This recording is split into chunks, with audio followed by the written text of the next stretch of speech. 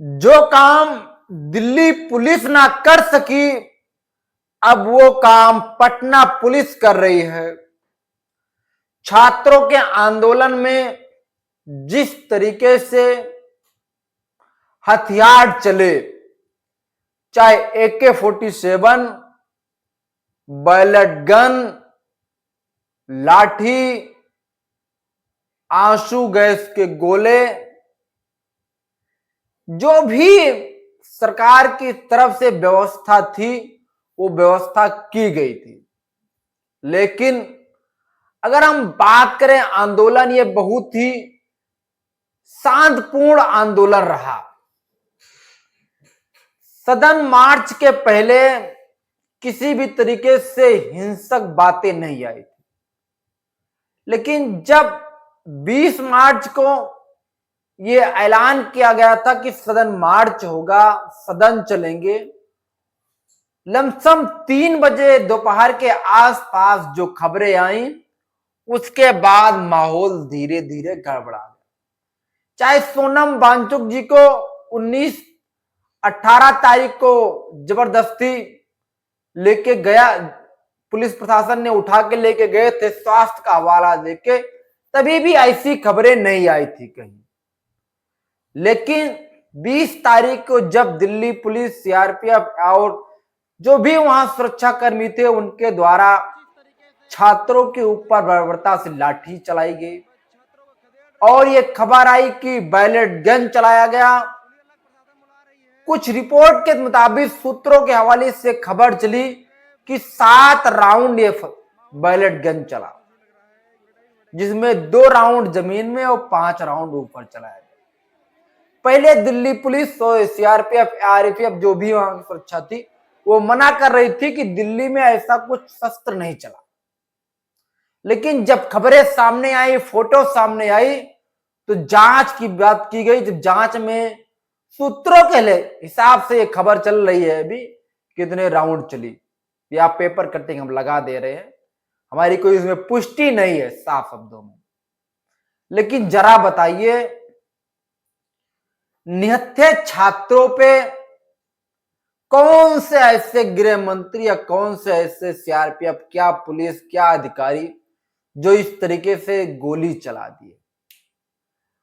अगर किसी भी के छात्र के पास ऐसी फोटो आई हो जिनके हाथ में हथियार हो, हथियार के साथ साथ लाठी डंडे भी मेरे जानकारी में नहीं है। जवानों के पास तरह तरह के लोग ने सवाल किया कि वर्दी नहीं थी, नेम प्लेट नहीं था, और बाहर से लोग मंगाए गए थे, गुंडे मंगाए गए थे।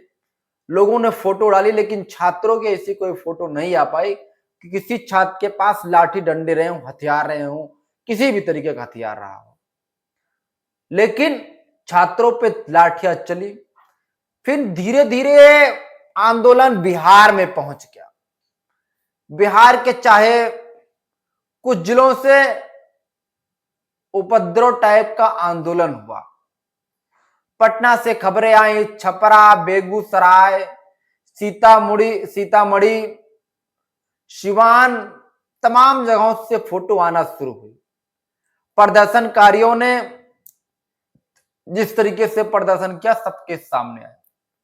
लेकिन अब पटना पुलिस इन प्रदर्शनकारियों को चिन्हित करके FIR कर रही है, गिरफ्तार कर रही है। उनके परिवार को, लोगों को परेशान किया जा रहा है।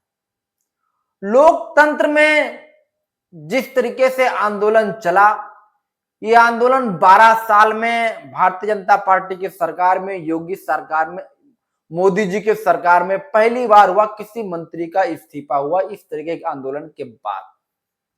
लेकिन केंद्र सरकार ने जो सहमति जताई थी, उस सहमति में था कि प्रदर्शनकारियों पर जो FIR हो उसको वापस लिया जाएगा और किसी प्रदर्शनकारियों के ऊपर नया FIR नहीं होगा, गिरफ्तारी नहीं होगी। अगर हम बात करें CJP की तरफ से, CJP की तरफ से भरोसा जताया गया कि बिहार में प्रदर्शनकारियों की गिरफ्तारी पर किसी तरीके से वो अकेले नहीं है, उनके हम साथ खड़े हैं, गिरफ्तारी नहीं होगी। उनके साथ CJP के लोग खड़े हैं। 2 टूक उन्होंने बातें लिखी और ट्वीट किया सम्राट चौधरी साहब को टैग करके, संबंधित अधिकारी जी को टैग करके, कुछ बड़े अधिकारियों को टैग करके इन्होंने ये बात कही। लेकिन हम बात करें जो AK-47 चलाया गया था, यह पता चल रहा है कि बिहार के पुलिस अभिषेक पटेल थे जिन्होंने 3-4 राउंड गोली चला दी, जिनमें से 3 लोग घायल भी हुए। मोहम्मद आरिफ, आकाश कुमार, बुलेट कुमार, 3 लोग अलग अलग। लेकिन सबसे महत्वपूर्ण बात यह है कि क्या इस प्रोटेस्ट में जिस तरीके को छात्रों को परेशान किया जा रहा था, तेजस्वी यादव जी ने कहा 27 तारीख रात तक अगर इनको रिहा नहीं किया जाता है, जो लोग गिरफ्तार हैं, मुकदमा इनको वापस नहीं लिया जाता तो बिहार में बहुत बड़ा आंदोलन होगा। और जो प्रोटेस्ट के तमाम बड़े चेहरे थे उन्होंने भी आश्वासन दिया बिहार के लोगों को। लेकिन देखने वाली बात यह होगी क्या बिहार के छात्रों के साथ, देश के छात्रों के साथ कौन कौन खड़ा होगा।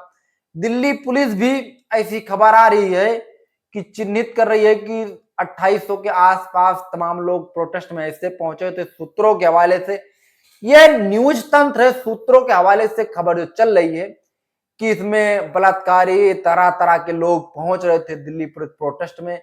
इनका पे लगा रहे हैं कटिंग, कौन सी न्यूज है, क्या क्या है, आप देख सकते हो। और जिस तरीके से खबर सूत्रों के हवाले से चल रही है, ये काफी खतरनाक है। ये और ज्यादा खतरनाक है छात्रों को कमजोर करने के लिए, आंदोलन को कमजोर करने के लिए।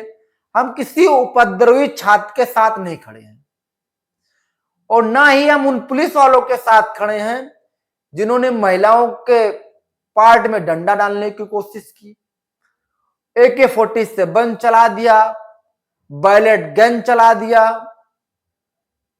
निहत्थे छात्रों पे लाठी चलाई, जलियांवाला बाग बनाने की कोशिश किया। हम ऐसे शासन सत्ता के पक्ष में भी नहीं खड़े हैं, लेकिन जो छात्र उपद्रव किए थे उन पे कार्रवाई की जा सकती थी।